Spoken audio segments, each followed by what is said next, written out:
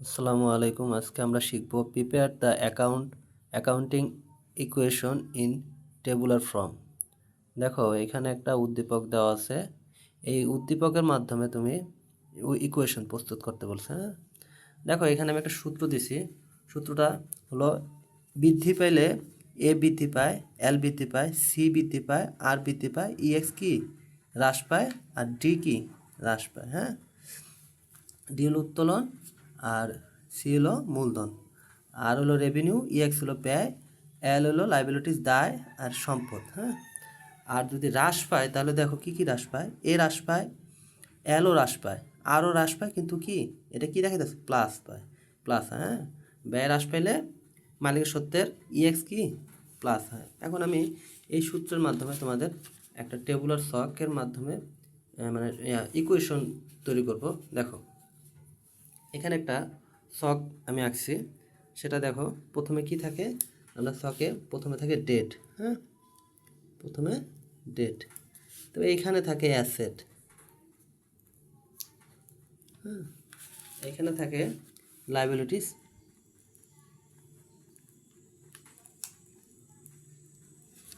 আর এইখানে থাকে owners equity. Owners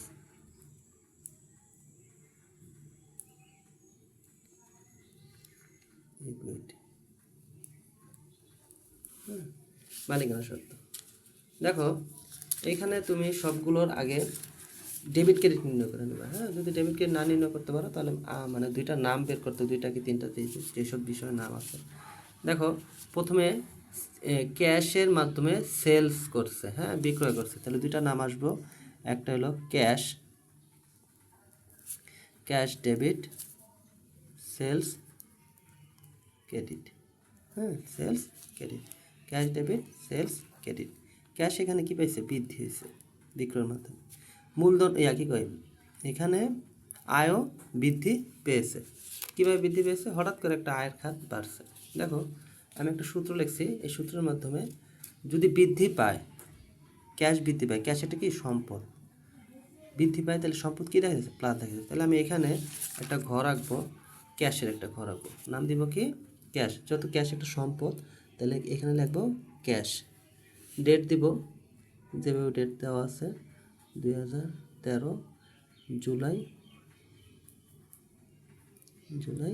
1 তারিখ। হ্যাঁ, তো ক্যাশে যেহেতু এখানে ক্যাশ বৃদ্ধি পেলে কী দেখা যাচ্ছে প্লাস হইতেছে। হ্যাঁ, ক্যাশ বৃদ্ধি পেলে প্লাস হইতেছে, বৃদ্ধি পেয়েছে প্লাস হয়েছে। তাহলে আমি কী করবো, এখানে 58,000 টাকা কী দিব প্লাস দিব, ক্যাশের ঘরে, ক্যাশের ঘরে 58,000 প্লাস দিব।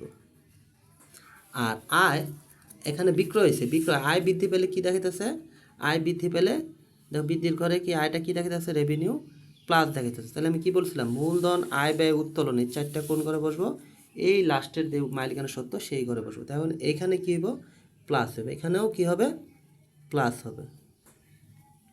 মাথায় রাখবা সমান সমান চিহ্নের এই পাশে যদি প্লাস হয় এই পাশেও প্লাস হবে, এই পাশে যদি মাইনাস হয় এই পাশেও মাইনাস হবে। পাশাপাশি বসলে যদি এই সমান সমান চিহ্নের এই পাশে বসে দুইটা, তাহলে একটা প্লাস একটা মাইনাস হবে, একটা প্লাস এই পাশে যদি বসে একটা প্লাস একটা মাইনাস হবে। তাহলে 58,000 টাকা তুমি নিচে নামাও, এখানে 58,000 টাকা নামবে, পর্যায়ক্রমে নামবে, এখানেও 58,000 টাকা নামবে। গেল, এটা গেল। এবার দেখো তুমি 2 তারিখেরটা কী হয়েছে, 2 তারিখেরটা হয়েছে 2 তারিখে সে না 5 জুলাই, সরি 5 জুলাই 2 নম্বরটা, চেকের মাধ্যমে সে কত টাকা পাইছে 60,000 টাকা। তাহলে ক্যাশ হয়েছে কত টাকা, ক্যাশ না ব্যাংক, যেটা বলে ক্যাশ না ব্যাংক। ব্যাংকে তুমি কত টাকা পাইছো, চেক যেহেতু তাহলে ব্যাংক,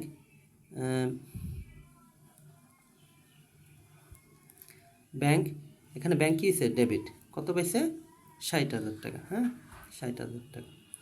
এটা কি ব্যাংক কি বৃদ্ধি পেয়েছে, ব্যাংক বৃদ্ধি পেয়েছে, ব্যাংক বৃদ্ধি পেয়েছে।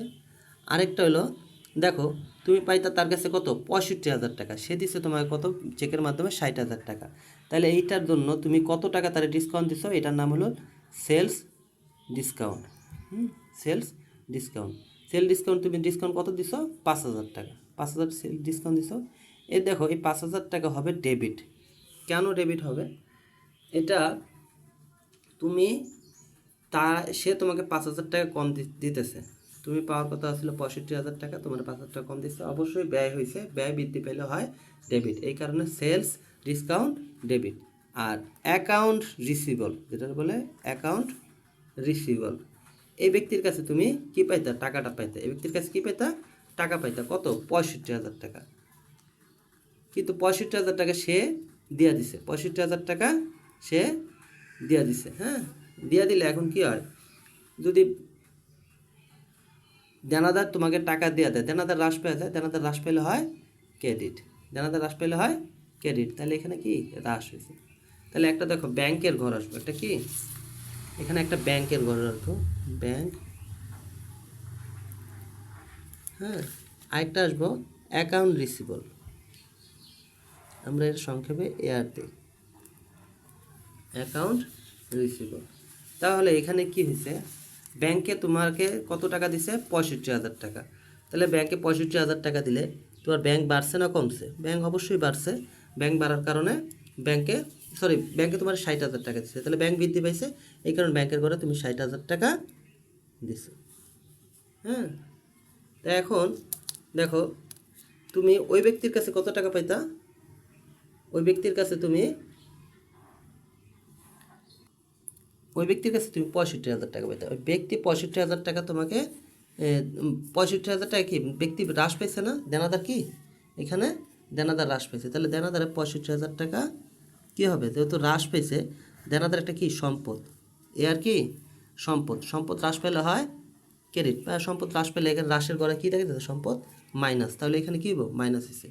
দেখো আরেকটা জিনিস, আরেকটা আছে এন্ট্রি, এখানে 5,000 টাকা আছে, হ্যাঁ, 5,000 টাকা ডিসকাউন্ট দিচ্ছ, ডিসকাউন্ট ব্যয়, ব্যয় বৃদ্ধি পাইলে সবসময় হয় ডেবিট, আর ব্যয় বৃদ্ধি পাইলে এখানে কি দেখাতেছে, মাইনাস দেখাতেছে, ব্যয় বৃদ্ধি পাইলে এখানে কি দেখায়, মাইনাস দেখায়, তাহলে এইটা মূলধনের ঘরে কী হবো, মাইনাস হবো, মূলধনের ঘরে মাইনাস হবে, তাহলে কত টাকা, 5,000 টাকা।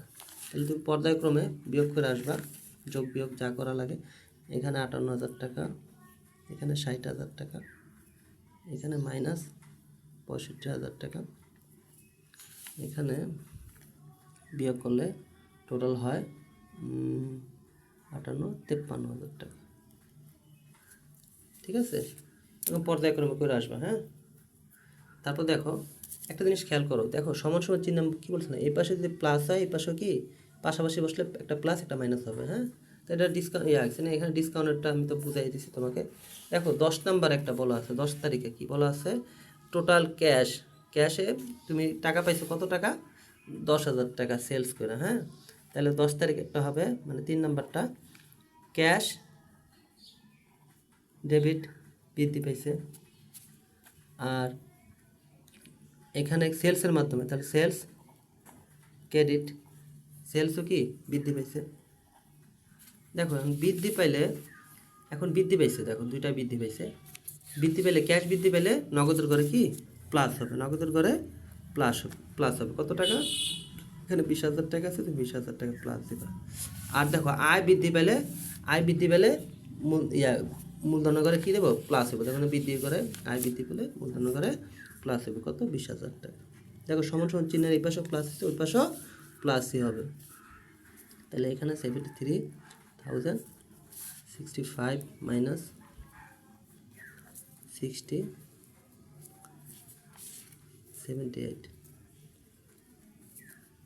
এরপর দেখো 25 তারিখে কী বলছে, 25 তারিখে বলছে ক্যাশের মাধ্যমে সে আয় করছে, মানে ক্যাশ টাকা পাইছে, এই যেটা বলে ইন্টারেস্ট, হ্যাঁ, ইন্টারেস্টের মাধ্যমে সে আর্ন করছে, এটার বলে ইন্টারেস্ট রেভিনিউ, দুইটা নাম আসছে, একটা ক্যাশ, একটা ক্যাশ, আর একটা ইন্টারেস্ট রেভিনিউ, ইন্টারেস্ট রেভিনিউ। তাই এতে ক্যাশে কি ডেবিট হয়েছে, ডেবিট হয়েছে, রেভিনিউ আয় বৃদ্ধি পেলে হয় ক্রেডিট, তো ক্যাশ বৃদ্ধি পাইছে, আয়ও কি বৃদ্ধি পাইছে। দেখো এবার ক্যাশ বৃদ্ধি পেলে সবসময় কি নগদের ঘরে প্লাস দিব, মানে ক্যাশের ঘরে কি দিব, প্লাস দিব, প্লাস দিলে কত হয়, এখানে 2,000 টাকা বলছে, 2,000 টাকা। আর আয় বৃদ্ধি পেলে মূলধনের ঘরে প্লাস হবে, তাহলে এখানেও কি 2,000 টাকা, তাহলে এখানে টোটাল আসছে, এটা যোগ করলে 75,000 টাকা। আর এখানেও যদি তুমি 78-এর সাথে যোগ দাও কত, এখানে 80 হয়, 80-র সাথে তুমি যদি এটার সাথে এটা বিয়োগ দিয়ে আসলে 5000, আর এটা টোটাল বিয়োগ দিলে আসে কত, 75,000। এইভাবে আমরা সহজ পদ্ধতিতে, যেটা আমরা এই সূত্রটা ফলো করে সুন্দর মতন একটা মানে টপিক দেওয়া আছে, এই সূত্রটা ফলো করলে তোমরা যে কোনো ইকুয়েশন খুব সহজে বেসিক নিয়মে কমপ্লিট করতে পারবে। আসসালামু আলাইকুম।